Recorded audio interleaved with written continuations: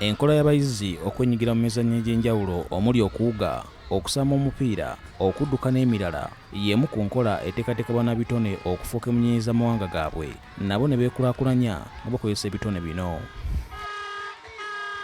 Mu nkola y'okutumbula ebitone mu bayizi, olwaliro abayizi ba Gayaaza Primary School balaza ebitone mu mizannyo egy'enjawulo ombadde okudduka, okukumba, okuzina amazina n'ebirala.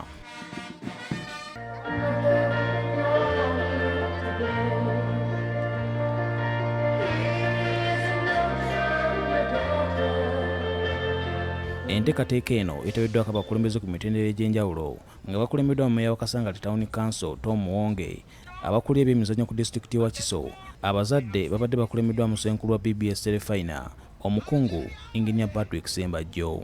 Meeya wa Kasangati Town Council Tom Muwonge agambye nti kyennyamiza okulaba nga waliwo ab'ettima abagala okutwala ettaka okutudde ebisaawe eby'enjawulo e Kasangati kyokka nga biyambeko okutumbula ebitone by'abavubuka n'abalabula. Buli wolaba ekisaawe baagala kitunda, buli wolaba ekisaawe Lugogo baamumalawo yenna. Amasomero g'e Kampala gonna gakozesanga Lugogo, waliwo ebisaawe ebisukka mu 6 byaggwawo. Tuzze ne bamala okumalawo bazze n'eno mu byalo batulumbye. Ekisaawe ky'Ewampewo baagala kijjawo. Ekisaawe Kiteegomba baagala kijjawo. Amasomero nga gano agakuumye ate ge gayamba ne ku community okukozesa ebisaawe byago. So nkubiriza abantu bonna tujje n'ag'omu buto tulaye nga tutaasa ebisaawe byaffe ebitono ebikyaliwo. Akulira essomero lya Gayaaza Primary School Sarah Tebuggulwa Kizito agambye nti ng'essomero bategeka emizannyo gino okutumbula ebyobulamu n'ebitone mu bayizi. Omwana bw'akola emizannyo obwongo bubeera buzuukufu essaawa yonna. Omwana togenda musanga mu kibiina nga yeebase. Buli lwe tukola emizannyo kati ebiseera bya COVID-19 nzikiriza nti abantu bangi ababadde eka mu biseera bino ebya COVID nga mukeera ku makya ne mudduka ne mwetooloola. Lwaki mudduka?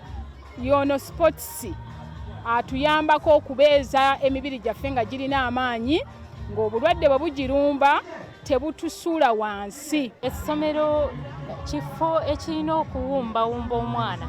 Era Gayaaza kikoze bulungi nnyo nga tetunuulira bya mu kibiina byokka naye bakuza abaana n'empisa ate era ne babayigiriza emirimu emirala. Akulira ebyemizannyo ku disitulikiti wa Kiso Brian Charles Ssenyonga agambye nti ebyemizannyo disitulikiti bitaddeko omulaka kubanga biyamba omuyizi mu ngeri ez'enjawulo naddala mu kusoma.